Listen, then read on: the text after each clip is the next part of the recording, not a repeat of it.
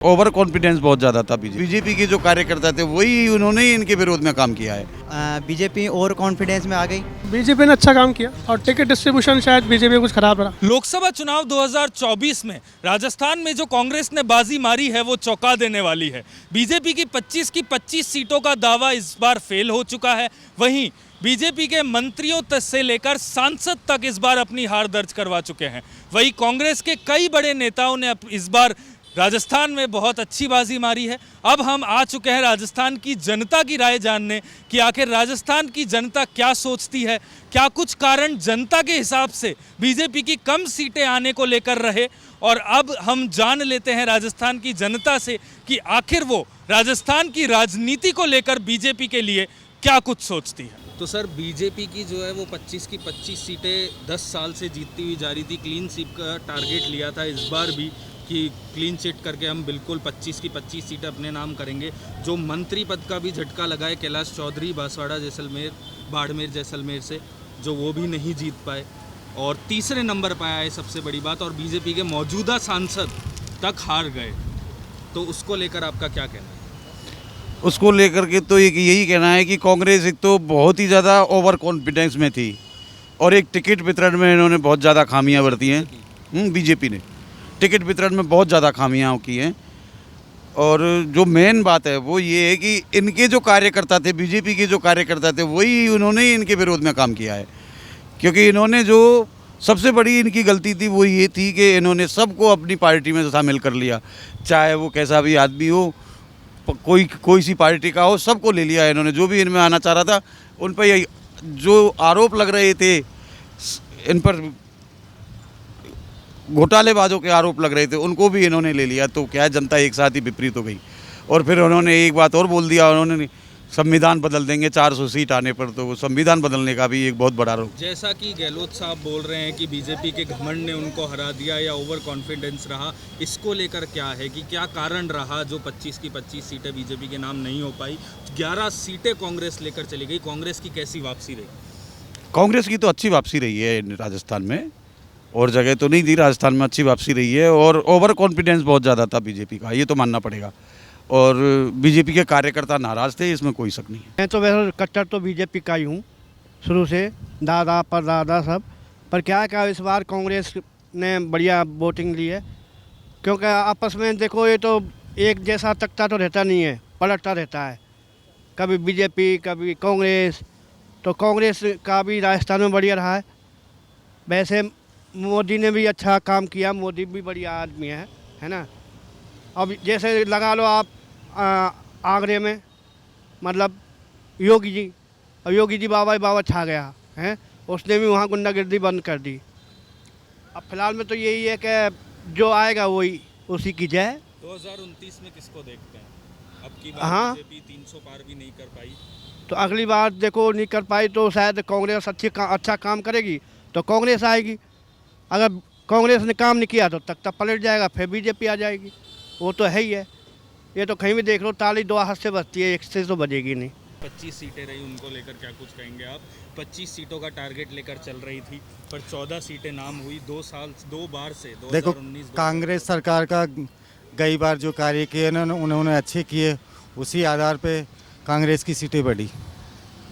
और बीजेपी सरकार की सीटें कहते थे कि पूरी 25 आएगी, लेकिन 25 नहीं आ पाई। उसका कारण है पहले जो अशोक गहलोत सरकार ने, पायलट सरकार ने जो काम किया ना, उसका कारण है। और आने वाले समय में भी कांग्रेस की सीटें बढ़ेगी। यूथ हैं, तो यूथ किस तरीके से देखता है आने वाले टाइम में? और अभी जो राजस्थान में बीजेपी की सीटें नहीं रह पाई, उनका क्या कुछ कारण रहा और कहाँ कमियां रही, जो है राजस्थान की जनता क्या सोचती है इस बारे में, हम उसको बता रहे हैं। वही बात है सर, देखो बीजेपी ओवर कॉन्फिडेंस में आ गई कि अब 25 की 25 से 10 साल से जीत रहे हैं 2 बार पिछली बार से, तो अब भी अब जीत ही पाएंगे। लेकिन जिस प्रकार से पिछली बार कांग्रेस वालों ने मेहनत की है, जैसे खासकर सचिन पायलट जी, वो जिन्होंने काम भी अच्छे, जो गांव-गांव जाकर जो जैसे रैली वगैरह की, लोगों के युवा लोगों के प्रति उत्साह बढ़वाया, तो इस वजह का बहुत बड़ा फ़र्क पड़ा है। जैसे मैं तो दौसा क्षेत्र से हूँ, लोकसभा से, तो वहाँ मुरारी लाल मीणा जी ने पहले भी अच्छा काम करवाया है। और उनका जो व्यवहार है वो भी अच्छा है, और सचिन पायलट जी की वजह से। तो अभी जैसे राज्य में बीजेपी सरकार है, हाँ। और कांग्रेस ने सीटें मारी, बाजी मारी, कांग्रेस ने 11 सीटों पर कब्जा किया, तो उसको लेकर आप क्या कहेंगे कि राज्य में बीजेपी सरकार देखो इसका मुख्य कारण ये भी है कि जैसे डॉक्टर किरोड़ी लाल मीणा जी थे, वो जैसे ST SC वर्ग था जो उनको एक CM पद के उम्मीदवार की तरफ देख रहा था, तो अचानक से बहुत से SC ST वर्ग के लोग हैं नाराज़ हो गए बीजेपी से इस बात से, क्योंकि बीजेपी को तो इन्होंने वोट तो दिया था, लेकिन इस बात से नाराज़ हो गए कि हमारा कैंडिडेट CM पद के लिए उम्मीदवार था उसको बना नहीं पाए। इस वजह से भी जो हमारे क्षेत्र के जो लोग थे वो नाराज़ हो गए। इस पर CM भजन लाल जी को अचानक से पहला बार उम्मीदवार जीते और अचानक से उसको CM बना दिया, तो ये युवा लोगों को पसंद नहीं आया। और जिस प्रकार से बीजेपी जो संविधान को बदलने की बात कर रही थी, रोज़गार, आज के ज़माने में सब रोज़गार ढूंढते हैं, तो जैसे जिस प्रकार कांग्रेस वालों ने रोज़गार की बात की, युवा लोगों की बात की, तो इसका बहुत बड़ा इफेक्ट पड़ा है। जनता जनार्दन की बात करें तो राज्य में बिल्कुल बीजेपी सरकार है भजन लाल जी की, और उसके पीछे दूसरा कारण ये रहा कि राजस्थान में, पूर्वी राजस्थान में और कई सीटें ऐसी है जो राजस्थान में अपने बीजेपी की जो आनी थी नहीं आ पाई, उसमें अंदर सबसे मेन कारण था वो राजपूतों की नाराज़गी, जिसको इन्होंने बार बार नज़रअंदाज करा। उनके बार बार चेताने पर भी एक तरफा जो उनका माहौल था वो उनसे वहाँ से पलट गया। कई चीज़ें हैं इसके अंदर। दूसरा, जो टिकटों को लेकर हुई बांटे गए, तो उनका जो सरकार का जो निर्णय था वो कई जगह बैठ नहीं पाया, वो एक दूसरा कारण सबसे बड़ा ये माना जाता है। तीसरा कारण कि एक सरकार की जो, जैसे अपन भजन लाल जी की ही बात करें, पूर्वी राजस्थान में उनका क्षेत्र है, तो उनमें उनकी सीटें आनी चाहिए थी CM के चेहरे के अकॉर्डिंग, वो भी नहीं आ पाया। तो उसके पीछे भी कई टिकट का कारण रहा सबसे बड़ा। तो दूसरा कि उनका जो चुनाव प्रक्रिया को लेकर जो माहौल होना चाहिए था वो वहाँ पर नहीं बैठ पाया। ये कांग्रेस ने जो बाजी मारी है जी, उसको लेकर आप क्या कहेंगे? देखो सर, कांग्रेस ने बाजी मारने के पीछे सबसे बड़ा, कांग्रेस के पीछे का जो रीज़न है वो सचिन पायलट जी है। तो उनका युवा जो चेहरा है उसकी वजह से युवाओं का एक समर्थन, ठीक है। और दूसरा, जो लोगों का विश्वास था कांग्रेस सरकार को लेके कि भाई कांग्रेस सरकार ने जो गहलोत के कार्यकाल में इतना कार्य किया, भजन लाल जी के आने के बाद ऐसा कुछ भी अभी तक नहीं हुआ। आप किसी भी क्षेत्र में जाके ये बात ला सकते हैं, जैसे शिक्षा में लाओ, बेरोजगारी में लाए, या फिर अपन इसको डेवलपमेंट के अकॉर्डिंग लाए। तो अब तक उनकी सरकार बने 4 महीने 5 महीने हो चुके हैं, पर अभी तक ऐसा कुछ भी नहीं हुआ है। सबसे मेन कारण ये था। अगर देखें 2029 की अपन बात करें जी, तो क्या लगता है बीजेपी दिखती है? सर, अगर NDA के साथ अगर बीजेपी का गठबंधन है और बीजेपी चाहे, NDA चाहे कि उन्होंने आज बीजेपी के साथ मिलकर चुनाव लड़ा है, तो बिल्कुल वो सीट बना सकते हो, अपनी सरकार ला सकते हैं। और NDA का अब तक, जहाँ तक जनता के अकॉर्डिंग सुनने में आ रहा है, तो नायडू जी का और उनका जो आ रहा है बोलने का, वो है कि यही है कि भाई हमने अगर उनके साथ मिलकर चुनाव लड़ा तो हम उनका साथ नहीं छोड़ेंगे। अब बात ये रहती है कि CM का पद कौन सा आता है, मंत्रालय कौन सा किसको दिया जाता है, गृह मंत्रालय की बात चल रही है, PM के पद की बात चल रही है, वहीं लेकर थोड़ा विचार विमर्श बीजेपी कर रही है। बाकी तो सरकार NDA की ही आएगी बीजेपी के साथ मिलकर। बाड़मेर जैसलमेर सीट से रविंद्र भाटी हारे हैं, बिल्कुल कांग्रेस ने बाजी मारी है। वहीं जो मंत्री, जी, केंद्रीय मंत्री कैलाश जी, चौधरी जी, वो हार गए, और सबसे बड़ी बात तीसरे नंबर पे है। सर, ये एक बहुत ही बड़ी राजनीति खेली गई है वहाँ पे उसी सीट को लेकर।